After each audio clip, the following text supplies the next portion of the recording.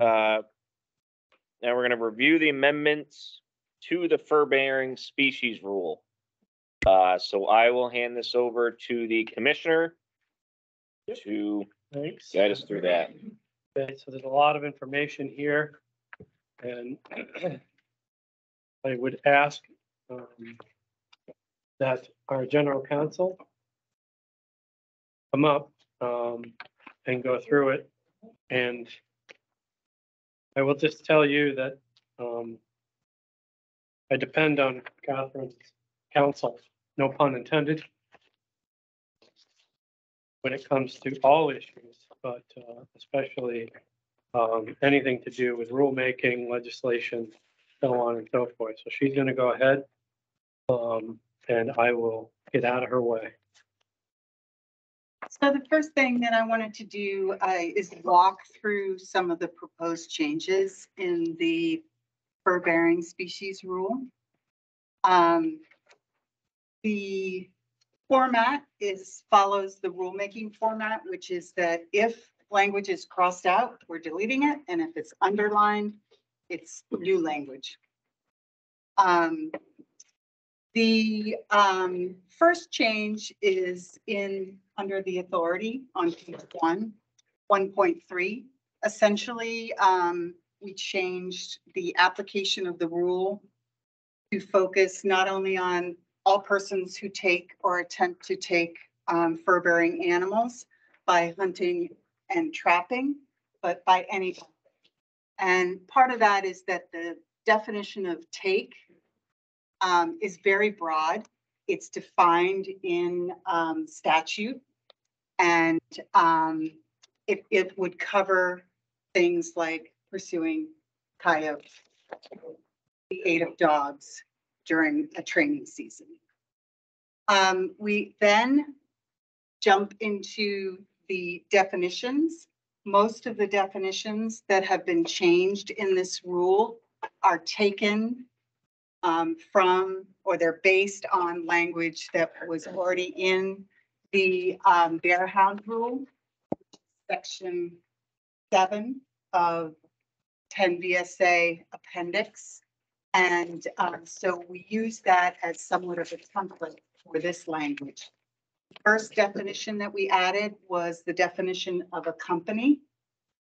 Essentially, this definition basically says that any person who is assisting somebody who is hunting coyote with the aid of dogs has to be under the direct supervision of the coyote hound hunter and is a sub-permittee, and that that person has to be in direct contact and with the permit holder without the use of walkie-talkies or cell phones, etc.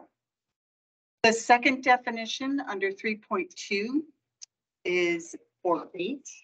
There was not previously a bait definition in this particular rule, but this definition sort of tracks some of the other definitions that we have in other rules. And it's defined very broadly as any material that is designed to attract a coyote or any wildlife. Page 2. Does that include lures? Right? Yes, it does include lures. A bottle lure. Yeah. Like a totally liquid lure. Yeah. Yeah, it could be, and it could be artificial or natural. Could include feathers. That's unfair as well. The definition of control of dogs is slightly different than the one that's in the bear hound hunting rule. It includes not only GPS collars with a track log, but it also includes control devices on a collar that are used to train and control dogs. And there's a requirement that any dogs that are in pursuit of coyotes must be the the permit holder must have a GPS track log for that dog. We've defined coyote dog permit. Go ahead and ask questions if you want to. Quite sure whether Uh, questions are in order as we go through, or should we come back? I think, And I you're, think I- questions could be asked at the Yeah, time, right? I think it's easier for Catherine, Yeah. probably. And I may not be the one that answers the question. yeah, well, Some of these. yeah, no, my Yeah. question's always good. Yep. We'll see what comes The back. universe. Um, Control of dogs. And training / control collars. And I want to be clear that that means the type of control collar that, I mean, there's a whole industry out there to train dogs to be responsive with handheld devices, collars that shock, buzz, or deliver the verbal message. Now, I want to make sure that that's what collar, in this case, control collar in this case means. And if it's unclear, unsure, I would like to clarify it. And I come down on the side that the strongest possible control is what we should be requiring in these rules. Yep. And It- so And there it's a is, question, and I then. there is a subsequent definition of training control collar or training, / control collar. A little 316. further down on the page. Because the definition of control of dogs includes the training and control column, which I think is what you're referring to. And whether it's sufficient for your needs, it's there, just so you know. So. Answer your question? Yes. Thank Yeah. you. So the coyote dog permit is a permit that's issued by the commissioner. There's a statutory provision that requires that anybody who is hunting coyotes with the aid of dogs must get a permit from the commissioner. The next one is a department registered dog, which means any dog that's bearing a tag that is, it's an identification tag that's issued by the department. And has the permit holder's permit number on it, as well as is numbered from 1 through 4. And the reason why it says 1 through 4 is because part of the recommendation is that the pack of dogs that are engaged in this activity be 4 dogs, a total of 4 dogs at the most. And then you see pack of dogs, which means 1 to 4 dogs acting as a unit. Taking coyote with the aid of hounds.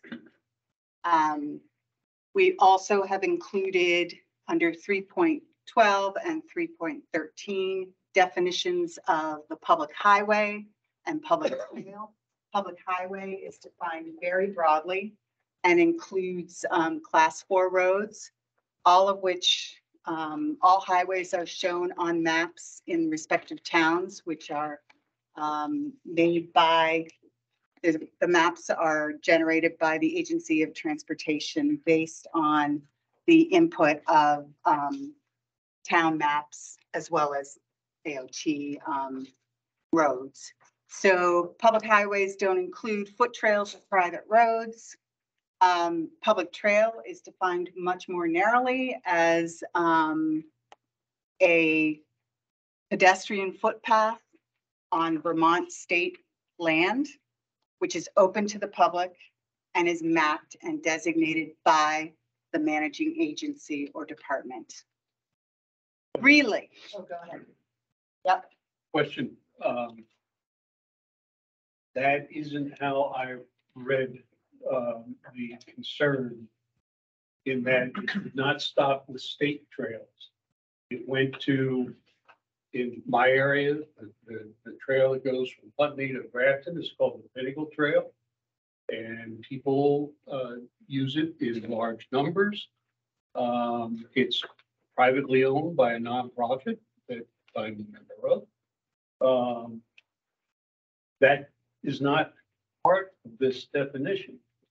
And that very much is part of the concern in my area, in Wyndham County, because there's the Putney Trail south of us, down on the Putney Mountain.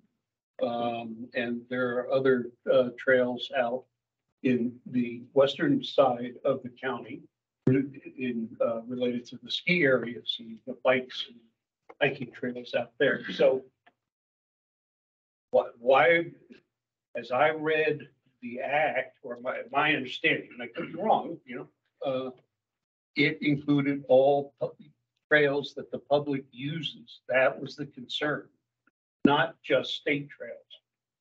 Yep. And I think part of the rationale for the department to recommend state trails was that all privately owned properties, as well as municipal properties, a trapper has to request permission and can be denied permission by the landowner. And the same is true of federal. So unlike a lot of other types of hunting activities where you don't necessarily have to ask permission or notify somebody that you're trapping on their land, trappers have to take that extra step to ask for permission. They have to designate, they have to tell the landowner where they're trapping. And then a landowner can simply say, you can't trap here. So that may not resolve your issue, but it's part of that was part of the rationale. Yeah. Explains the sign. So, and Mr. Chairman, just to understand the procedure, we'll be going back through this, and if someone had additional language or alternative language, then we would discuss that. And before this whole package moves forward, is that? Yep. How do you see? Okay. Yeah. What I also wanted to do after I walk through this language is walk through some of the petitions and some of the comments that we got on the various, recommendations, so that you have that information in mind when you are voting on the, the rule itself. So I'll just keep asking questions. yeah, no, that's fine. I think you mentioned said need permission on federal land to trap. Generally speaking, like that's not all. It depends on the federal land. So what you need permission on private land, you need permission on municipal lands. Yep. Sometimes federal lands and municipal lands have fashioned rules for the use of their property. And so what the point is that they can control that activity. They have the authority to control what happens on their property. So the Green Mountain National Forest, they've already decided, generally speaking, you can trap there. Correct. So, and you don't need permission. Right. And, federal wildlife management areas, mostly you can trap there. I think there are some exceptions depending on where you're at. But they do have the authority to control those activities on their property. And they all sort of have their own definite. One of the difficulties in fashioning this rule was that there were not very many definitions of trails in Vermont that were helpful and specific enough to be enforceable. So we did kind of narrow it down quite just in our recommendation. Relaying packs and dogs. I think, most people can understand what that is. This essentially is, removing a dog and replacing a dog in the middle of a training or hunt and replacing it with a fresh dog. Taking coyote with the aid of dogs. We've defined this quite broadly. Anytime a dog that is department registered is on the ground, whether or not they're in pursuit of a coyote, that hunt or that that activity is deemed to have begun.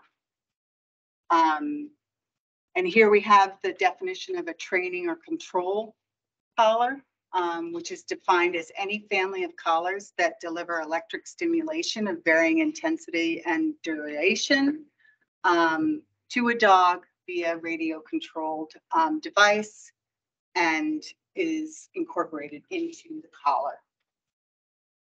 A sub-permittee is defined as any person with a valid Vermont hunting license who is assisting a coyote dog permit holder during a hunt or a training session. So, page 3.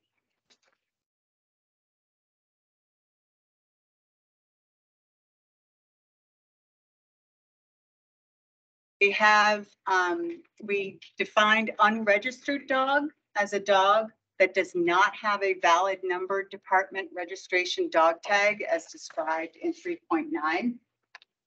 And when you, if you look back at 3.9, that is the definition of a department registered dog. Trying to track the dogs and make sure that, you know, people are using the dogs that they've registered.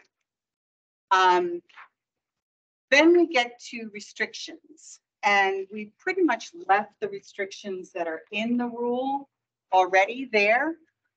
We've added some new ones on page 3 under 4.5. All foothold traps that are set on land must meet certain requirements. And they must have a base plate that has a center swivel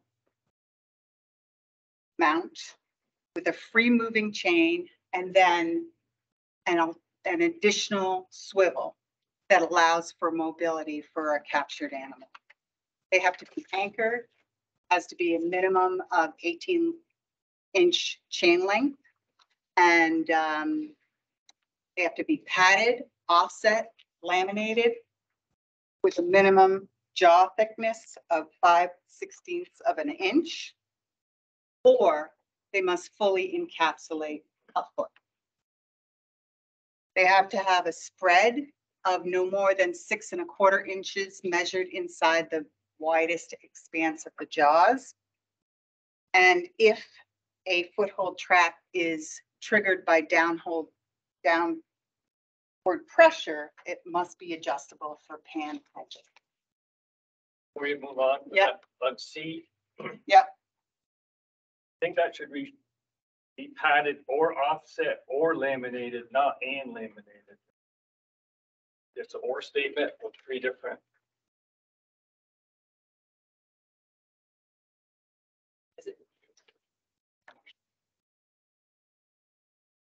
Yeah, it should be more, right, Sean? Yeah, that's why Added or offset? I think the point, Paul, is it has to be at least 5/16 of an inch thick. So that might be needed to be wordsmith, because if you had cast jaws that were already that thick, but they're not laminated. So they need to be offset, and they need to have a jaw thickness that is 5/16 of an inch. Yeah, but it says padded or offset, and if it's offset, it doesn't have to be laminated. No, Right, it has to be right. laminated. That's the point. Even an offset? Yes. So should there be a comma in there? I thought that was all or statements before. Maybe I'm wrong. So offset's got to be laminated. Even if.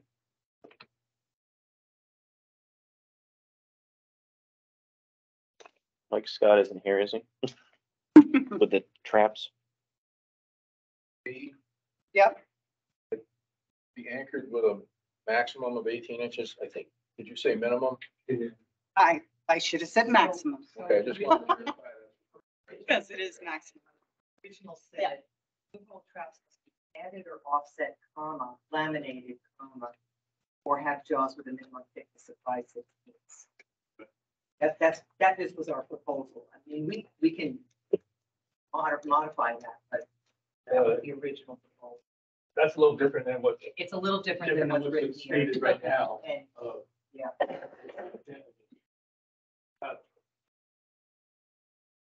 Offset. Padded or offset or laminated. The way I understood it, though, I think that's the way it was initially proposed. Yeah, that was our sort of November, I think. So, Okay. Say four. Huh? That means should say four. Yeah, or we could just put a comma there, added. Or it was, Added. I don't know. Offset Did or you- laminated. is there a reason to put the ors in there, Catherine? I don't think, different. I The think big you difference. only need one or, but Okay, Well, it's I think the question that he has is whether it should be an or an and. right, no, yeah, but we didn't have, we had foothold traps was to be padded or offset, comma, laminated, or have jaws with a minimum thickness of 5. I would vote for making it as clear as possible. And I'll check some other, because we've had several iterations, so. I have a couple other, I don't know if it's now's the time to bring it up. I had a couple of, while we're on this, Mhm. I think Mike did too. I know. I guess, I know last time I made a pitch for using, be able to use drags. I see that's not. It's not, accepted, but I do want to go on record that I think that's a viable alternative for fastening traps. I don't know, the fear might be that the animal's going to get away, run off. If an animal does get off, run away with a trap, it's because it pulled a stake, not because it's on a drag, it's not going to go very far. Yeah, it might, I just want to make that point. So right now we're going through and asking questions about the amendments. We will get an opportunity to offer amendments to the amendments, Offer Okay. amendments to the proposed amendments. version. Exactly. Thank you. So, but thank you. So, But, so with C, before moving on, or are we just waiting on maybe Kim to find the correct wording to input that before moving on? I don't think it's gonna be Yeah, I just, think we have it. yeah, I just went back to the March 25th version. Padded, offset, laminated, or have a thickness of 5/16. so if that's a change that you want, you can make a motion when we get to that point. You have a question? Well, I was gonna, about that same issue. The point that they're trying to make, does that mean that as long as that trap has any one of those 4 criteria, it's good? As long as it's padded or offset jaws or laminated or 5/16 jaw width, is that what they're saying? Any one of those 4 criteria, does that make it, is that what you were asking? Yes.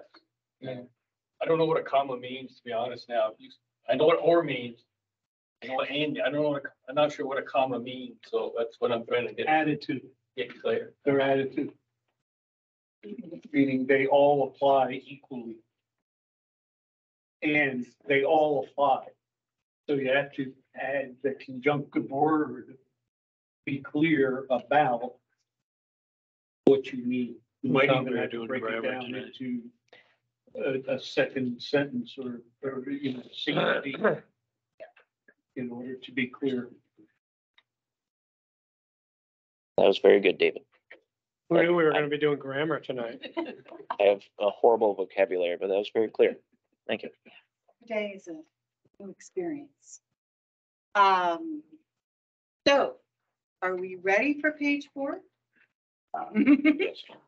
tell me that we're going to come back to Yes, we are. all this. We definitely are.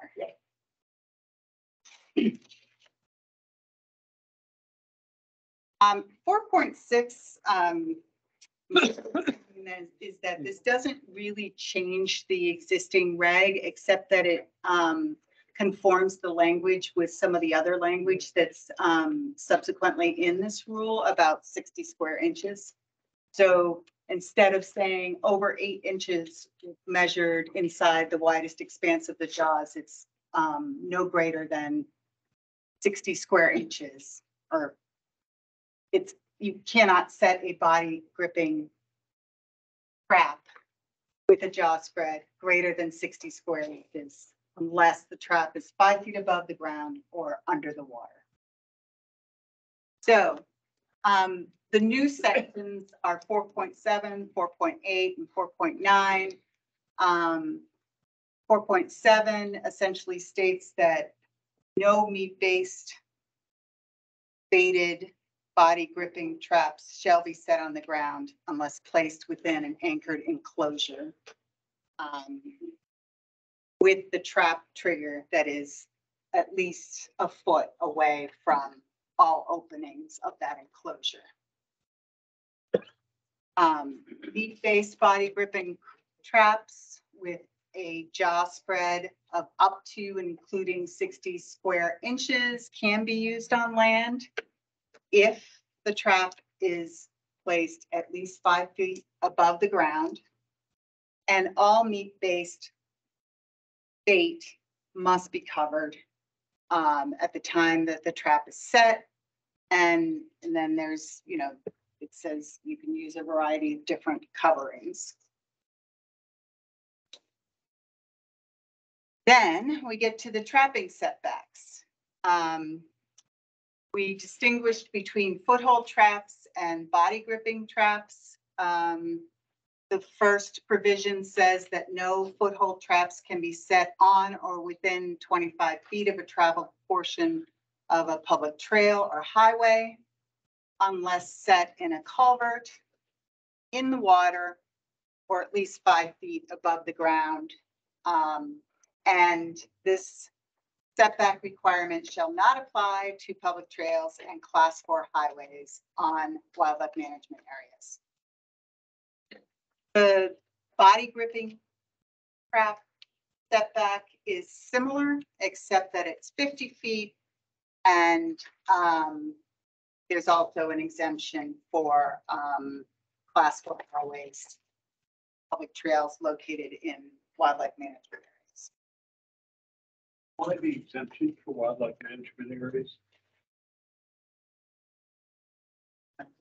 Oh, because of the nexus with our federal grants and the funding. Purpose of wildlife management areas is to provide public hunting, trapping, fishing qualifies as other wildlife-based activities. Hiking, someone just going hiking on a wildlife management is not a priority. But That's what I was it's an thinking, allowed trail. permitted use as long as it doesn't interfere with those activities.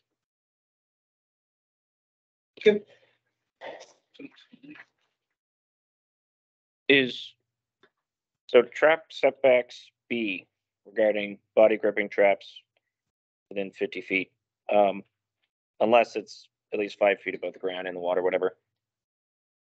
Is that needed? Because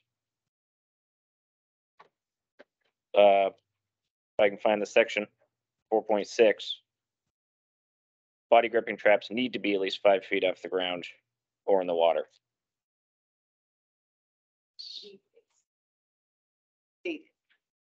Believe. Are you thinking Oh, about? yeah, That's the 4.7? meat-based baited. Correct. Okay. Yep.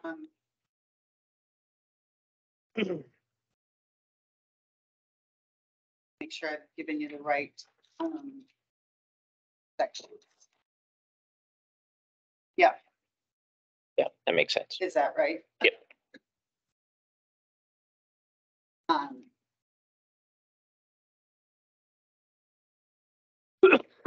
So would that mean that a body gripping trap would be immediately next to 50-foot applies unless it meets the basic requirements of body gripping trap. Consequently, now that trap can be anywhere. 50-foot doesn't apply as that reads. Yes, it doesn't apply simply because it meets the criteria of the body. That's it. It's in a culvert or the water or 5 feet above the ground. But that's the requirement for a body gripping trap. No, you could also have a 12-foot recess in a cubby. I think what David's trying to say is what 417B is saying, that if it's 5 feet above the ground, it could be 1 foot off the trail and be considered legal. But yeah. It's just, I Okay, presume that's just a matter of fixing the language to get the desired effect, which is 50 feet, So it should just read, Unless you take those other precautions. I think it reads exactly how they agreed to. I think removing the at least 5 feet above the ground would accomplish that. Sure.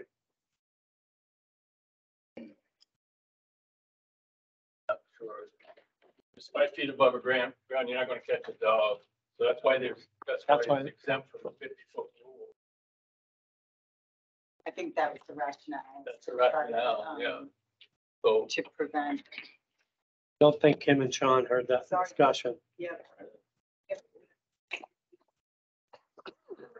There were questions about, B and the exemptions for traps, body gripping traps that are set in a culvert in the water or at least 5 feet above the ground. And I think the rationale for that was to prevent, dogs and other non-target animals.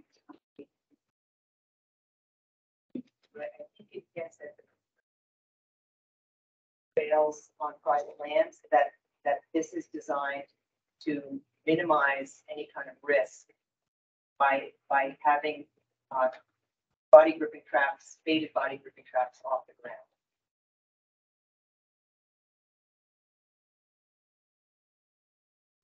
But what I'm saying is the But that's- language as it is written says 50 feet back unless you operate the trap the way you operate the trap. no, No. there's no other ways to operate those traps. Body grips, you can have them on the ground with a foot in a recessed cubby or cage, as long as the opening is a foot recessed. This is just saying in the water, the culvert of water or 5 foot above the ground, they're exempt from that 50-foot rule. That's You can put it right beside the public trail It road, just- as long as it is 5 feet above the ground or underwater or in a culvert. setting a body grip on the ground. You have to abide by the 50-foot rule. But those other nations are exempt. I think it comes down to my confusion with the meat-based body gripping traps and the non-meat-based body gripping traps, which can be set on the ground.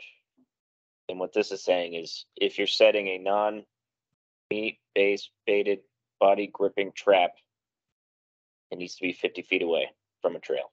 Or 5 feet off the ground, or in a culvert, Yeah. or in water. Right. You have a meat-based conibear body grip trap on the ground or 5 feet above the ground. They both could be meat. Utilized with bait. The intent of this was to reduce the likelihood of a domestic animal being caught in these traps, especially dogs. That's where the 25 and the 50 came from. Having the conibear off the ground, a dog's probably not going to get into that. That's what that's about. That's why, as it's written, it makes sense if that's the intent. Maybe you just said this, Commissioner, but within that 50-foot offset, baited or otherwise, the trap has to be 5 feet off. Correct, that's right. Or in the water.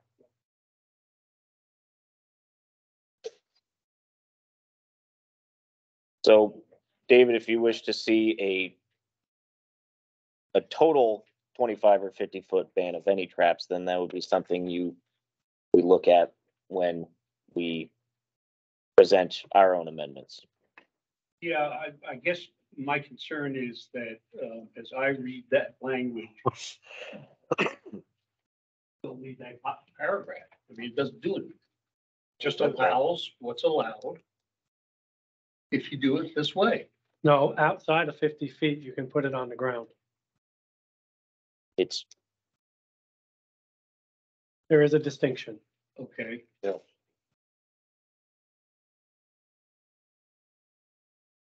I guess I'm confused because the language from above, when they set that out, I'll have to look back through.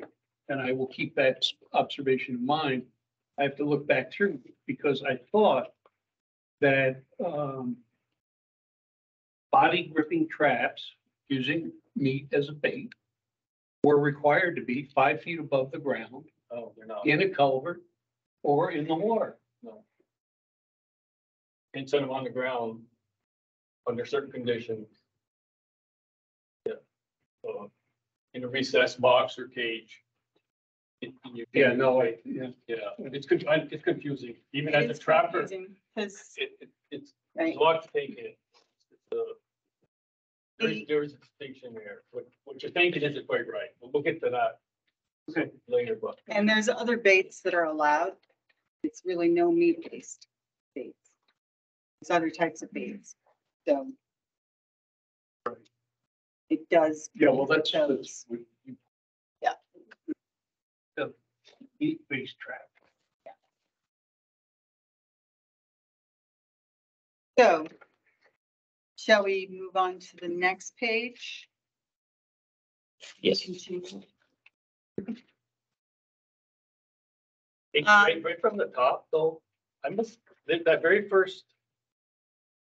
I know this isn't new, it says when trapping muskrats between March, body gripping traps are restricted to 5 inches, that's a new.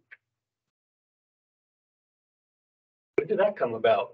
Maybe that was proposed before I was on the board, so, well, That's been in existence for a while. I'm not sure exactly when it was changed, maybe 2012? so that's not in, I'd have to it's look not it up. listed in here. I'd have to look at it. That's not listed in the guide. It's he had a question about 518A, which is existing language, and I'm wrong, but I thought that was to, 418. 4.18A. Sorry, you're right. We're looking for it. Yeah. 3 hours later. It was, I believe it was to prevent. It was the otter, yes. From And being it trapped. probably should have been removed when we extended, was when we restricted the otter season, or we extended the beaver season, but we kept the otter season the same. And I think this was something that we probably should have removed and didn't. But, so it's still on the books, been there. It's not in here. So that's why I caught my eye.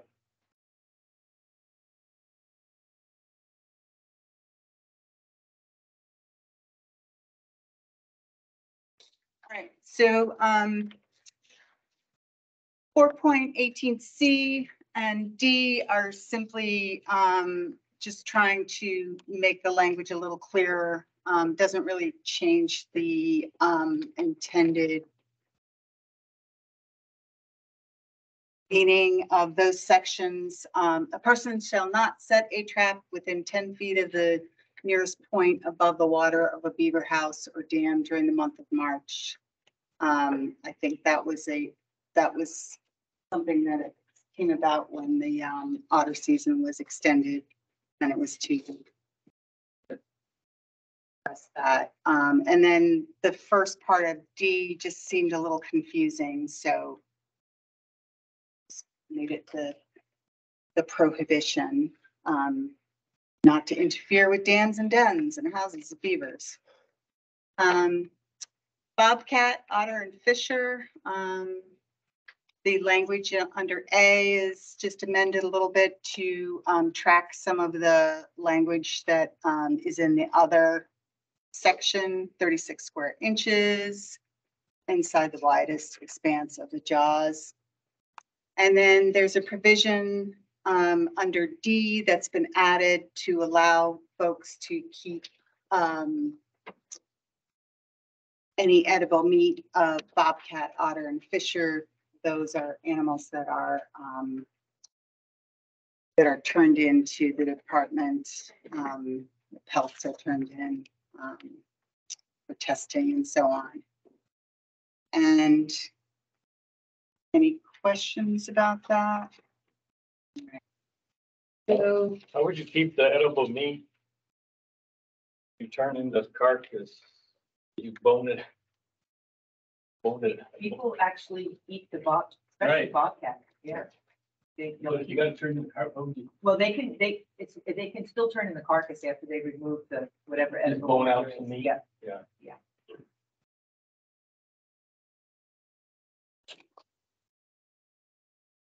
page 6.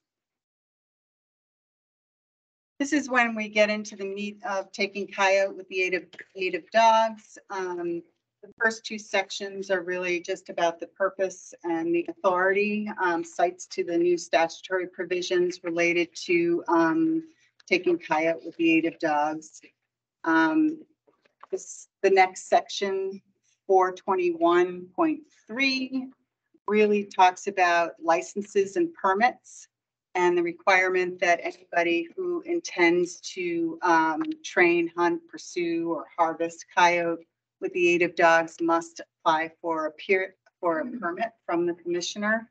That's a statutory provision. The department will be setting a application period, and so applications have to be received during that period. The commissioner will also establish a permit application, so only complete applications will be considered. They have to be legible, they have to have the right information in them, they have to include the fee, and if they're electronic, they have to have a what we call an attestation, and that's standard for a lot of our application fees for licenses. The commissioner has the authority to deny a permit, and any person that is training or taking or hunting or pursuing coyote with dogs needs to have a valid coyote dog permit issued by the department, or they have to accompany somebody who has that permit. They have to carry that permit with them, and they have to show it to a warden upon request.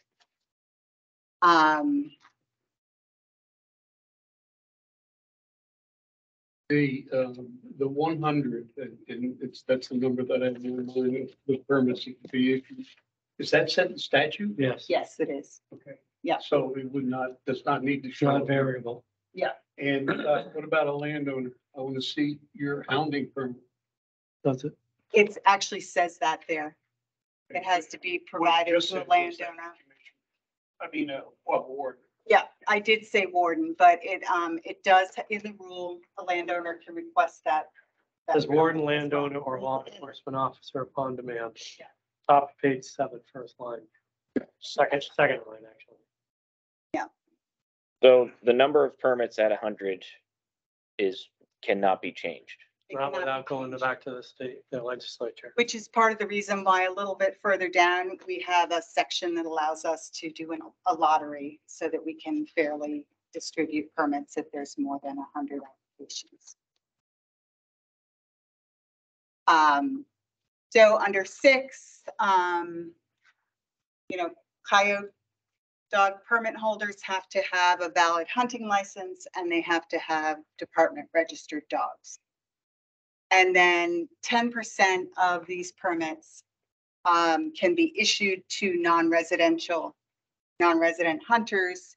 The statute says that number, that 10%, has to be determined by the previous year's total number of permits. That's in the statute. That's why I put that in the rule.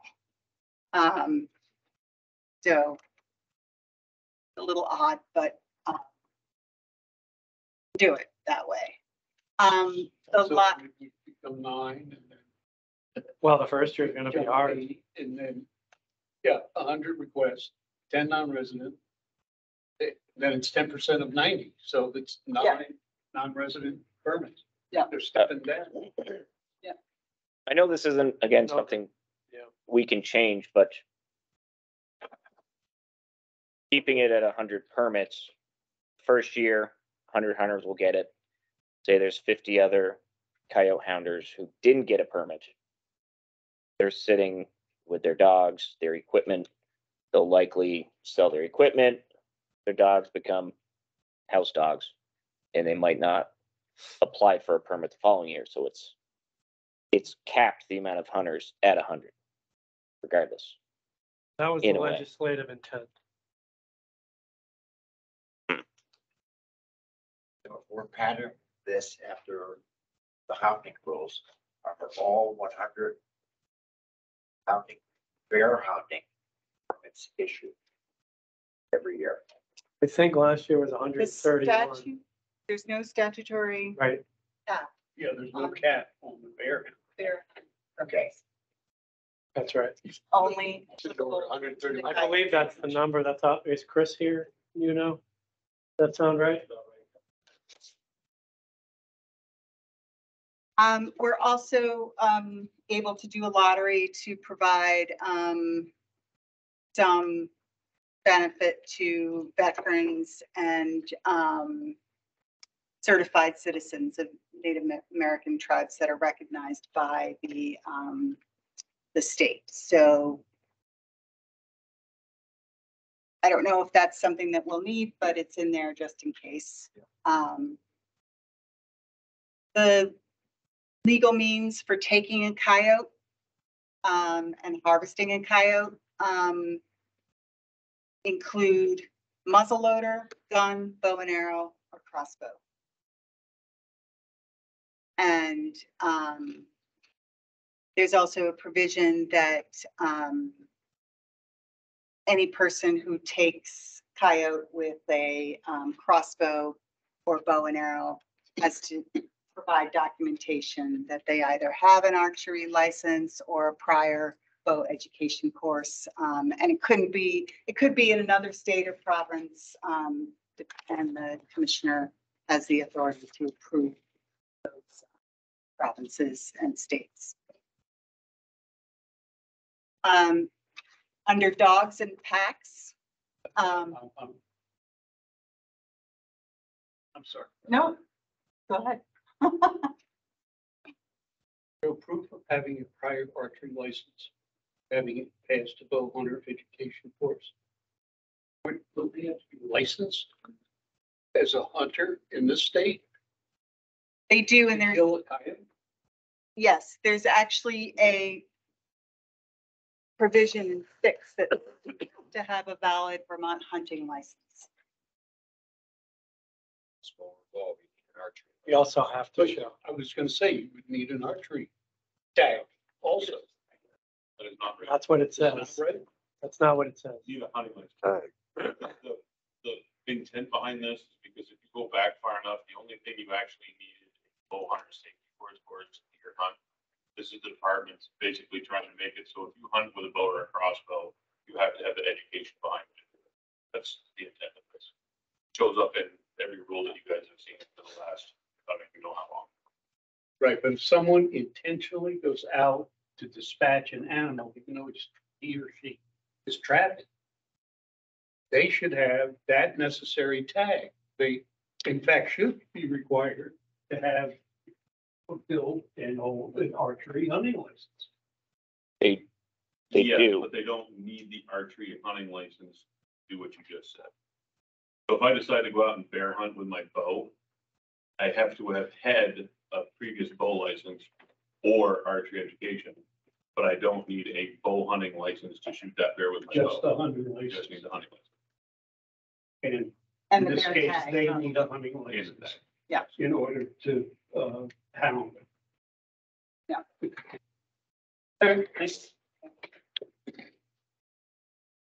Okay, where was I? Oh, dogs and pets, right. Person who's taking coyote with the aid of dogs, must be in control of the dogs or dog. And then no person may use an unregistered dog during hunting coyote with the aid of dogs. And no person shall have an unregistered dog in their possession while hunting. Page 8.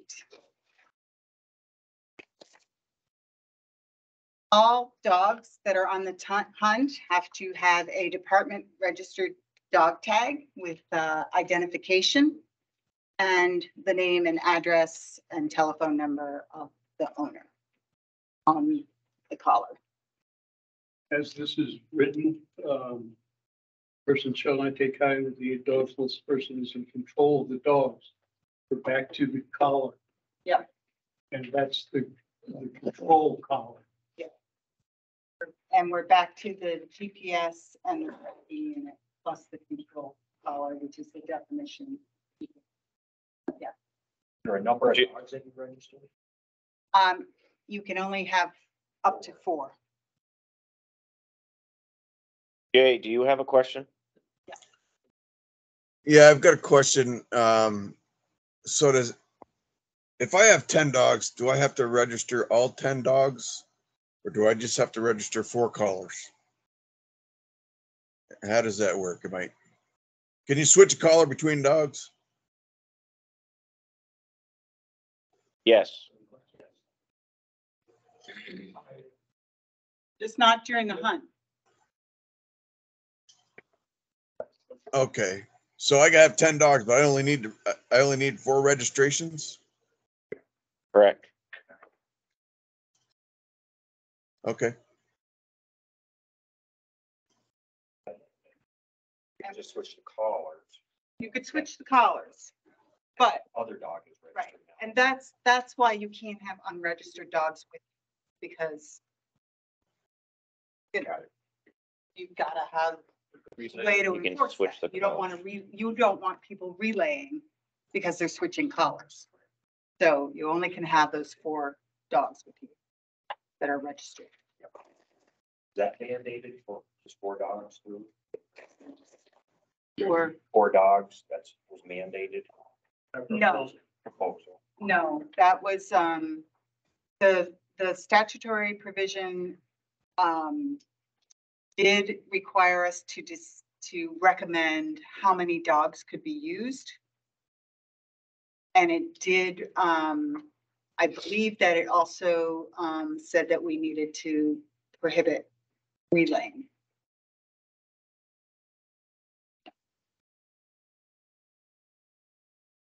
So, person taking, let's see, no relaying. So that's the prohibition against relaying. And then under 5, permit holders can hunt together and combine department registered dogs, but they can have no more than 4 dogs, and they can't, any dogs that are not on the hunt have to be in the vehicle or in a box. And then there could be no unregistered dogs. So it kind of repeats the discussion that we just had. Seasons. Dog training season for Vermont residents and non-residents, June 1st through September 15th. All dates inclusive, except that a non-resident may not pursue coyote during training season if a training season is not in, I'm sort of switching it, but if it's not in effect in their home state. So it's very similar to the bear rule, where you got to have a training season in your home state. It's got to be during that time period, and otherwise you can't do it. The hunting season that's recommended is December 15th through March 31st and daylight hours only. So half hour before sunrise until 1/2 hour after sunset. And then there are a number of prohibitions that really have to do with, advertising, bartering, getting money for taking somebody on a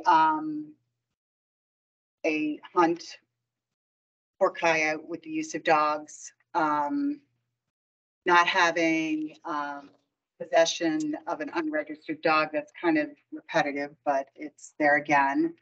And not allowing a Vermont resident to apply for a permit for a non-resident. And finally, there's a section that specifically states that any person who takes a coyote with the aid of dogs shall, no later than 48 hours after the close of the season, report the taking of all coyotes during the season in a manner that's required by the commission.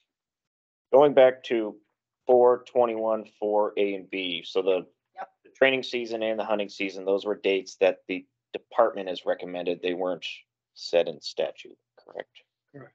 Those can be amended, okay.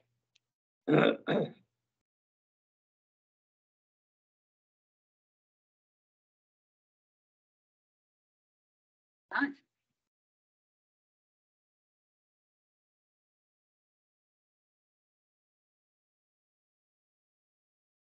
And just follow up if I might, is not establishing a coyote hunting season. The season is open 12 Now- months.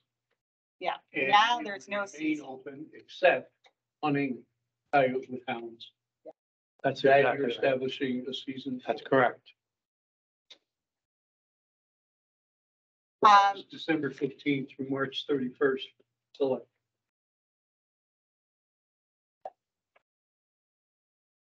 So, 4 I- point, David had a question as to why those dates were chosen. Why December 15th through March 31st?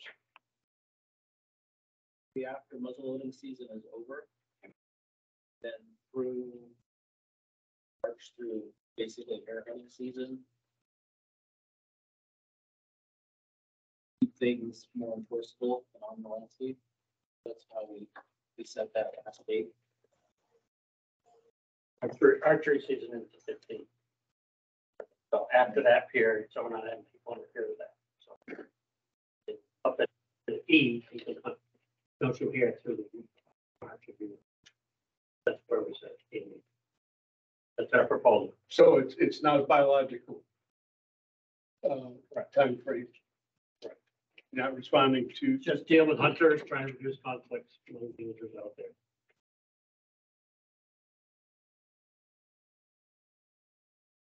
Well, the only time I've ever been interfered with by hounds was when I was fishing. How about the whole fishing season? No.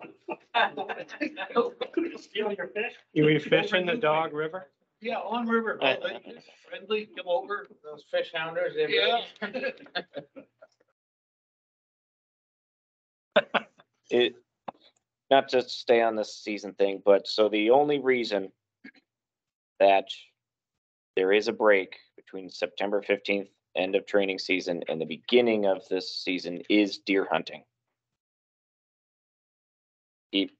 Right. So although during this time, from the end of September and September 15th through through part of deer season, you can still use bear hounds, beagles to pursue bear and rabbit. So I'm not quite understanding why there was a split when there's already hounding during deer season. And I go back to the whole point of training is to not only train them their nose, but to condition them. So taking a 2-month break is gonna, I mean, they're hounds, they're resilient, but it's still not the best, I would think. The season was set to coincide with our understanding of the doing coyotes with the aid of dogs. It's generally not done. Our experience in the early fall or even mid fall is typically something that is pursued in the winter. So it was a social decision.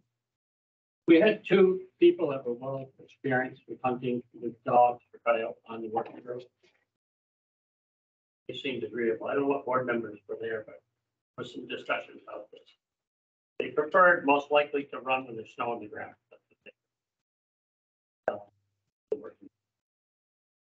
But if it is a social issue and there's not many running during deer season anyways, having training season go directly into hunting season won't have that much of a social impact.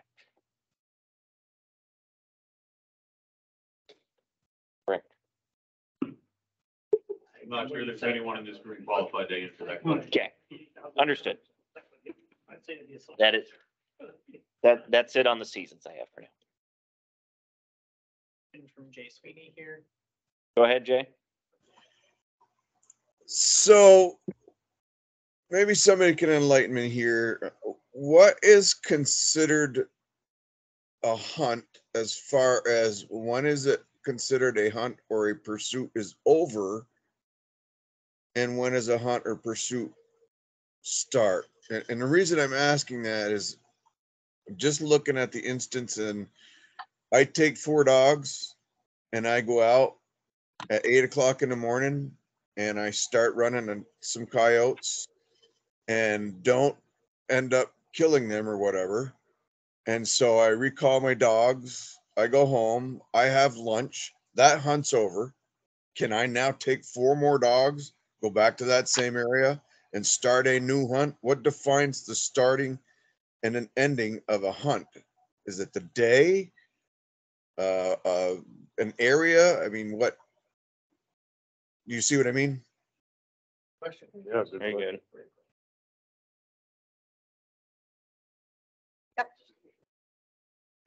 There is a definition in 3.15, which is on page 2, which talks about taking coyotes with the aid of dogs for the purposes of this rule means that 1 or more dogs with department registered dog tags are on the ground, whether in pursuit of a coyote or not. So as soon as your dogs are on the ground, it starts. When does it end? Yeah, when does it end?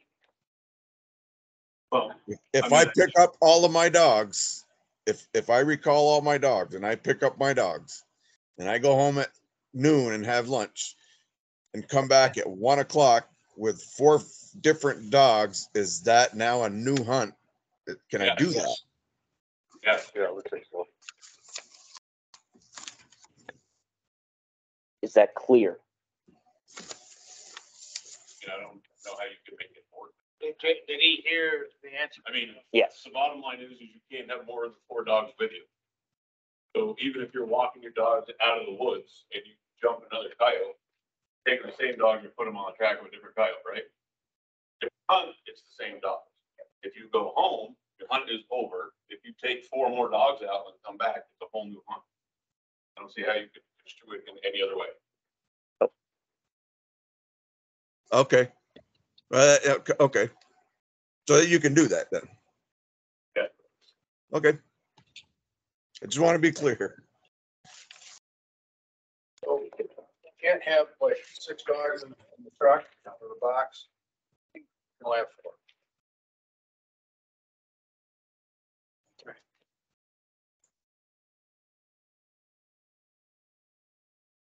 Okay, page 9. Taking coyote by bow and arrow and crossbow. This actually applies to all coyote hunting, whether with or without the aid of dogs. And it just sets a standard which is in other parts of our rule for the arrowhead, the size of the arrowhead and the cutting edges. Lynx. This was a, that is only applicable to management unit E in the Northeast Kingdom. And, it was effective in 2014. It's supposed to expire under the current rules in January 2024. If you go to the next page, see that we are extending this rule to January 1st, 2027. No lynx have been caught in Vermont in a trap. This was a study that was fashioned kind of in cooperation with some other state agencies and U.S. Fish and Wildlife Service, set, standards for avoiding taking like Canada lynx.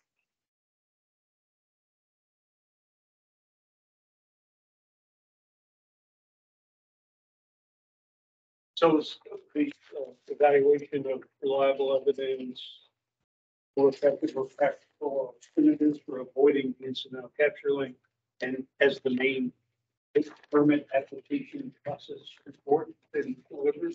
I mean, it sounds like it'd be useful information. Yeah. Since we have, since our state has not captured any lynx whatsoever, this kind of information, we're going to have to rely on other state agencies. And so we really need to kind of do some additional work with Maine and other states to come up with that analysis. We don't have the information because no lynx have been caught. And the U.S. Fish and Wildlife Service will work closely. I'm sorry. We'll work closely with the U.S. Fish and Wildlife Service. Sorry. Page 11.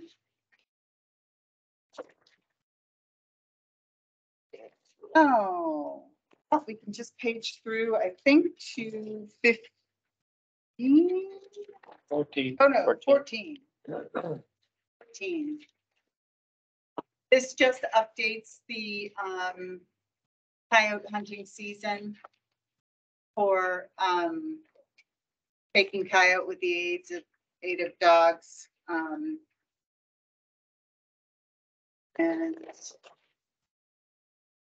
fairly self-explanatory. I know it means the same thing, but in some places the season, for example, otter ends the last day of March and some end on March 31st.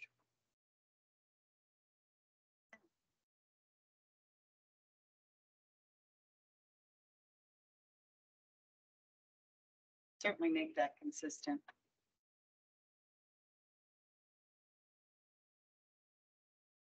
Next page, 15.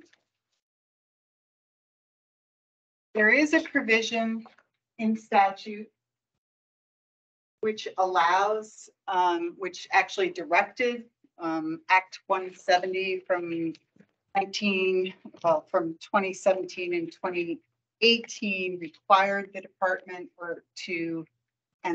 required the board to set rules that were applicable to persons who are trapping in defensive property and persons who are doing that activity for compensation, so for a fee.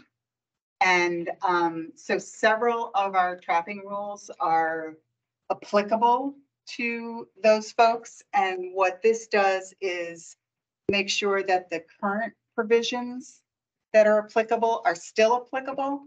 And it also applies some of the B&P sections. So if you look at 4.7, 4.8, and 4.9, as well as 4.5, which I believe are on page 3. Well, they're on page 3 and 4. So 4.5 regarding the foothold traps, as well as 4.7, 4.8, and 4.9 4.9 are all applicable to those persons that are charging a fee. So, nuisance trapping.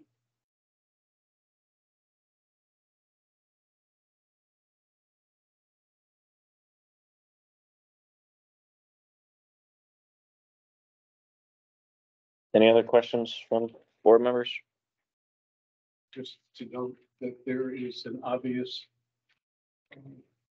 gap. There's no dispatch standards that are part of these rules. And I know that I've been party to the conversation about we're waiting for this other, we're waiting, you know, whatever. I don't think the legislature's going to be very happy with that. Well, you're certainly welcome to make a recommendation.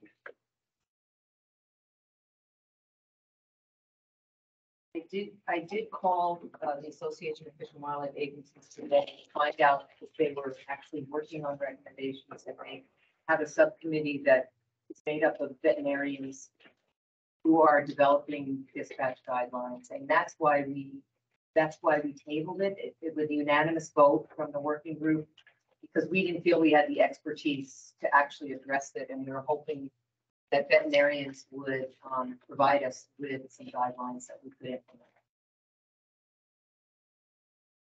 They haven't given us a timeline, really. No, you know how working groups go, right? Well, I would suggest that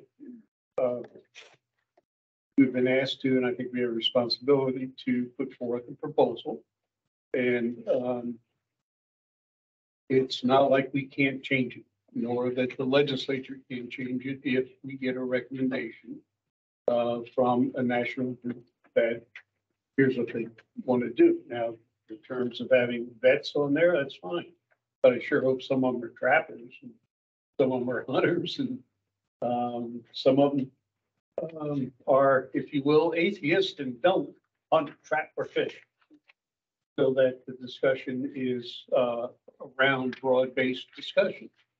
But whatever their result is, we can change it. If they have invented, if you will, a better mousetrap, we can adopt that. But in the meantime, I think we have a responsibility to put something down and hold our trappers to that standard. And I, have a discussion about what all that means, but I will, in fact, put forth a proposal. Whatever proposal you put forth, I would recommend that it includes that when these recommendations come from AFWA, that they are accepted at their adoption, and they supersede whatever method you put in or suggest today. I understand what you're saying. I'll definitely consider that. I'm not sure that I'm comfortable with that. Well, because if you don't, we're gonna end up back here again. And it's gonna take a whole year to implement one change in the entire rule. Well, but it's a key change, sir. So we could get ahead of it right now is all I'm suggesting. I don't know that I would personally would agree with saying that we will automatically use their recommendations. Okay. What if we don't like them? I'm just Sure. throwing that out there. I mean, maybe they go too far. Maybe they don't go far Fair enough. enough. I don't know. But it's up to you all, but But I mean, how word it so that we will take their recommendation into consideration when they come. And that is sort of an automatic trigger. I would build in an automatic trigger that we would review our standard against the national standard, or against the recommended standard from the National Association. That would be easy. Okay. Oh, I hesitate to do this, but along those lines, we do define legal methods. I'm sorry. We do define legal methods for coyote, and so. Right. Could use One thing those I am for terribly pleased about is that there's no way that a hunter can allow a pack of dogs to tear an animal apart. That is not a legal take under the words in this rule. And I'm really, really glad about that. I hated being targeted that brush. All right, thank you, Catherine. So, the next thing I wanted to do is walk, the board through some of the outstanding petitions. And if you want, I can also, talk to you a little bit about, some of the comments, the public comments that we've gotten, just to give you a little bit of background. That's up to you.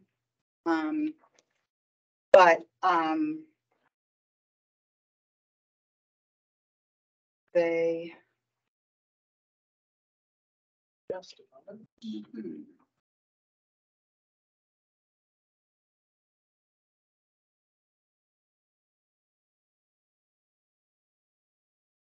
So I want to start with the canid petitions. The Vermont Coyote Coexistence petition is a petition that requested a regulated coyote hunting season from October 1st through December 31st. I've coded some of these things to kind of give you a little bit of a sense of whether we've responded to them, whether we've included them in our proposal or not. We do have seasons for taking coyote with the aid of dogs, and we also prohibit taking coyote with the aid of dogs at night, but there are no seasons or shooting hours for taking coyote without in the proposal. That doesn't mean that the board can't change it, but just to give you kind of a sense of what these petitions are saying.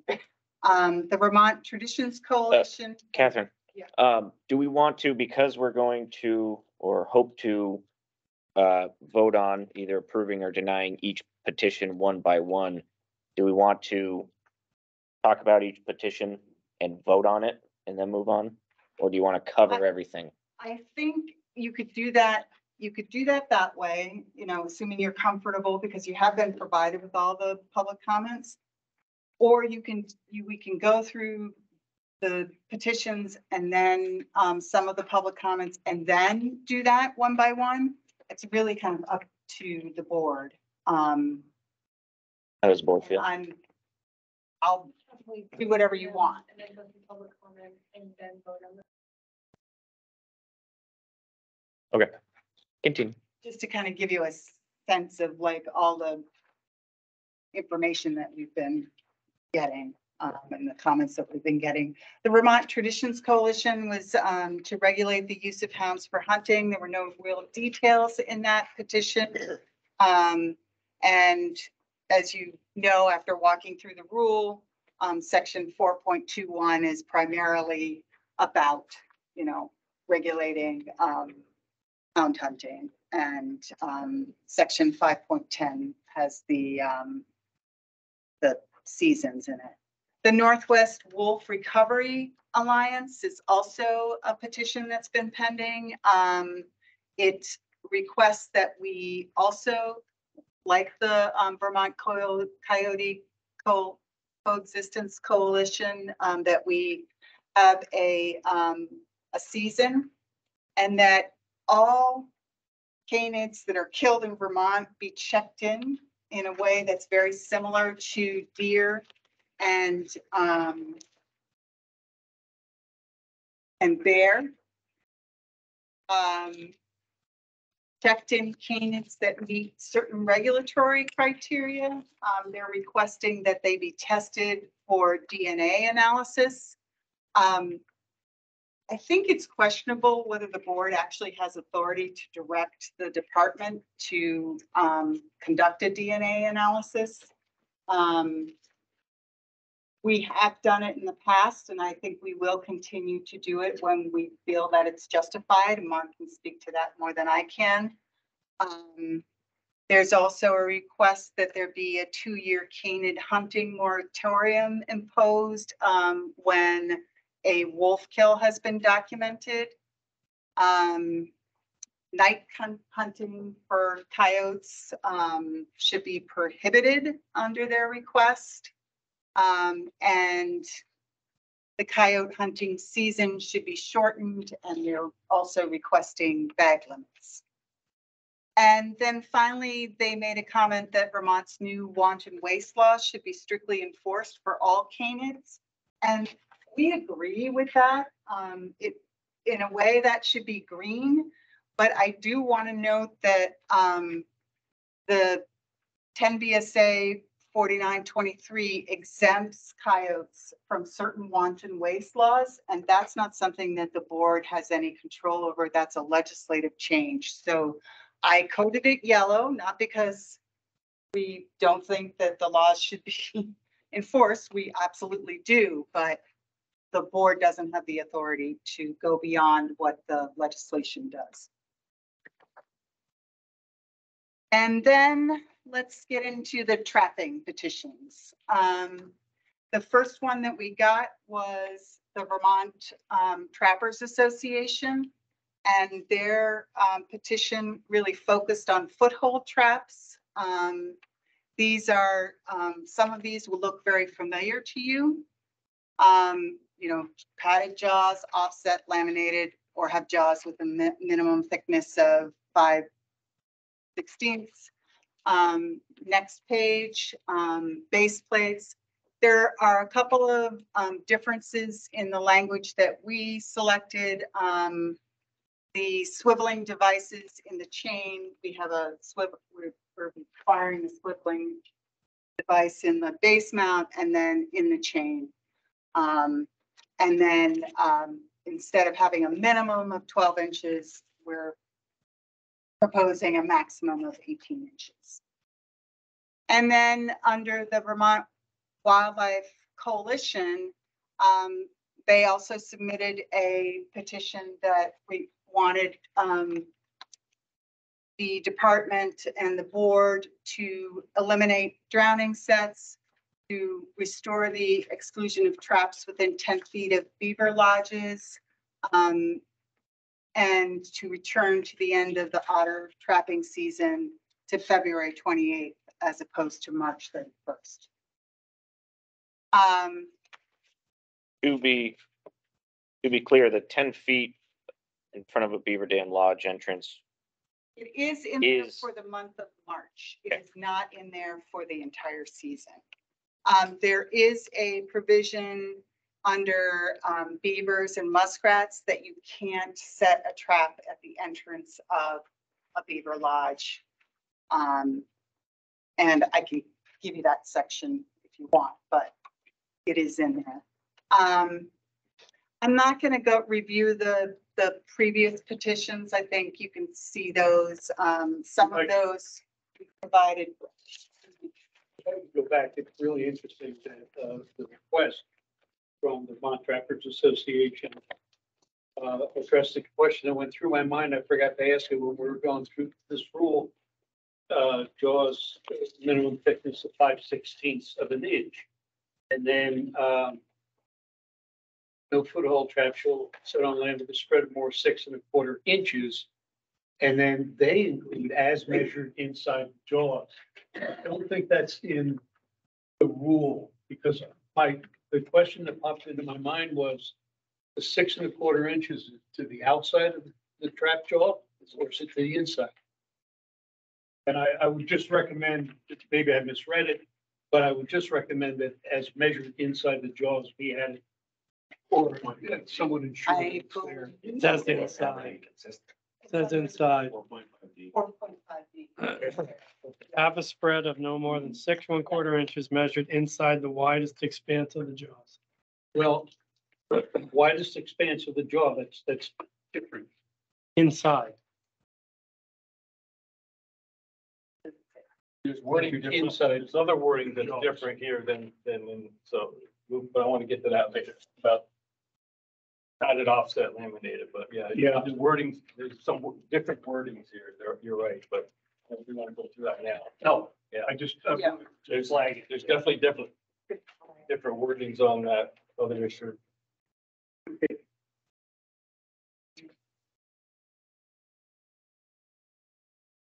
All right, so we can page forward. I'm gonna skip the petitions that were previously denied, unless people have specific questions about it.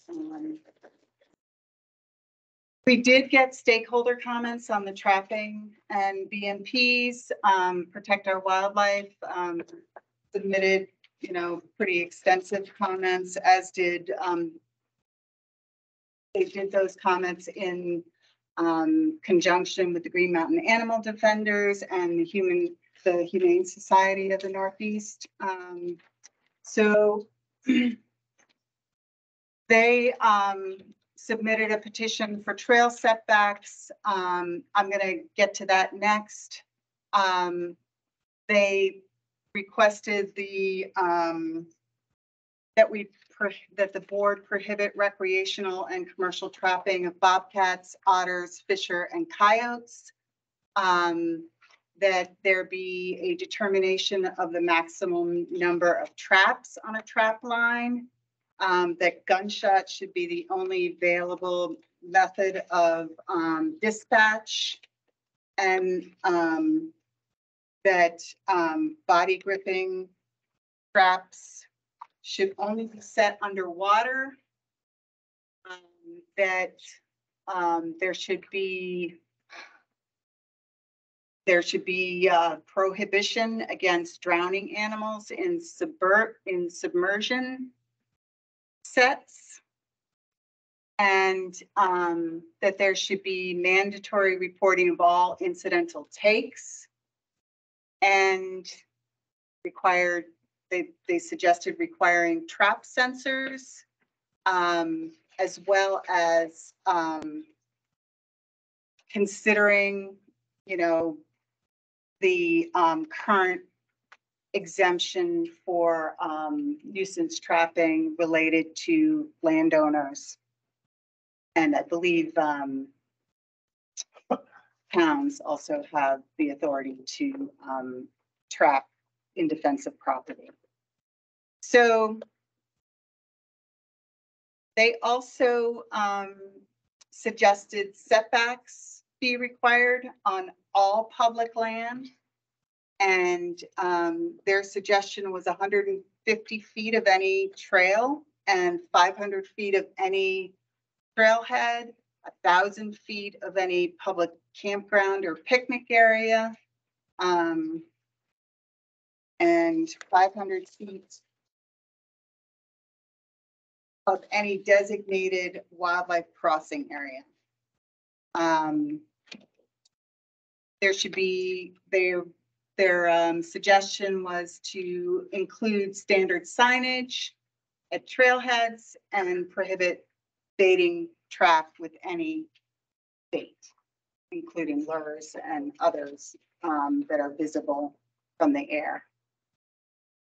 So I've included the sections where we address some of this stuff, but I don't believe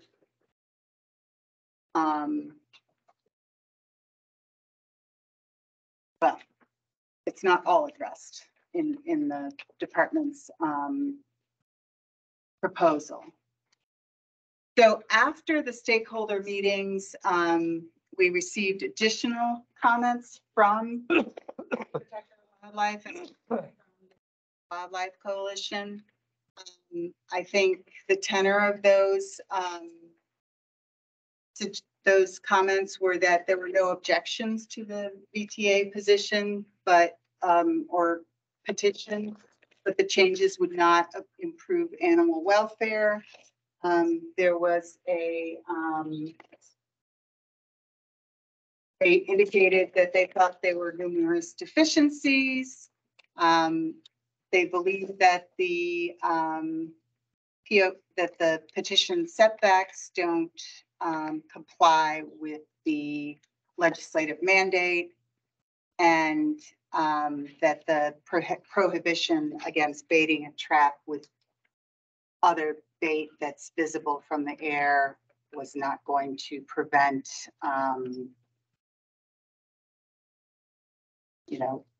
incidental take. So I'm not going to go through all of it. I think you have those comments before you. You've looked at them previously. One of their comments was that there was no humane methods of dispatch. That was echoed by the Vermont Wildlife Coalition. And, you know, they indicated that they're opposed to recreational trapping in general, and that they felt that the working group process was biased. And that the proposals were not going to address some of the issues that they were concerned about, particularly the catching pets. So we also received some comments on using hounds for bear or coyote. Those comments came from they're comments that came from the Vermont Wildlife Coalition early on in the process. They indicated that hounders must be in control of their animals, and I believe that the implication of their comment was that a GPS or shock collar would not be controlled. Bait should not be used to attract animals. Reporting should be mandatory, and humane killing was important. No kill dogs shall be allowed, and hounds should be identifiable. And that there should be a limit to the number of dogs, no relaying or replacements. And they suggested a imposition of a season for all coyote hound hunting. I think you all heard the comment from Ms. McKinsey. The one thing that I would say is that an increase in penalties for violations is a statutory change that the board wouldn't have authority to implement. And some of her suggestions, I think, are more things that the department, I think, would commit to doing, increasing public awareness, posting trapping regulations and information on our website. And then we did receive a number of public comments in our Fish and Wildlife, website link where people can send in comments. We sent those to you all as well. I believe there are about 27 comments related to coyote hound hunting, and they were primarily focused on control, opposition to coyote hound hunting in general, and property rights. And as in addition, the comments that we received on the BMPs, those spanned a fairly long period of time through the end of fall to just recently. Those were about 295, I believe. They were primarily in opposition to trapping, and many of the comments noted that their opinion that the proposal doesn't meet the legislative mandate. So there were some duplicates in that, probably just a little over a dozen, maybe to 15 or so. But other than that, that's just kind of a summary of what we heard and what you were provided. So, did you want to walk through the petitions now and vote on them, or do you want to?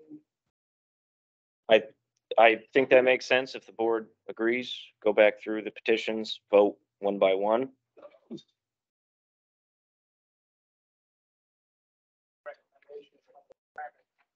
So I think you'll see some of the items in the petitions have been rolled into the first doc, the proposed rules. And so I think that's probably the best answer to your question. Yeah, I think, the best way to do it would be to go through each petition individually. And if the petition contains elements that are that the board wants to incorporate into the rules, vote to accept the petition with the changes as in the final one.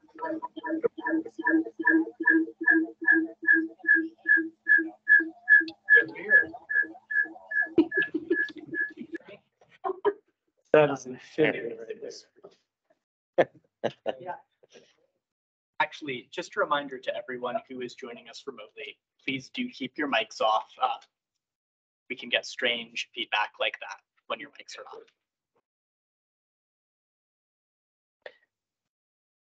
Okay, So does that make sense? It seems like the first one would be the Vermont Coyote Coalition. yep, we'll go in order as you have them. And again, this is more of almost a formality, because when we originally received these petitions, we had tabled them, waiting for more info to go through this entire process over the past year. I suggest a 5-minute bio break. It's been a 90-minute sit session. The board be open to that. Quick break. Sure. That's fine.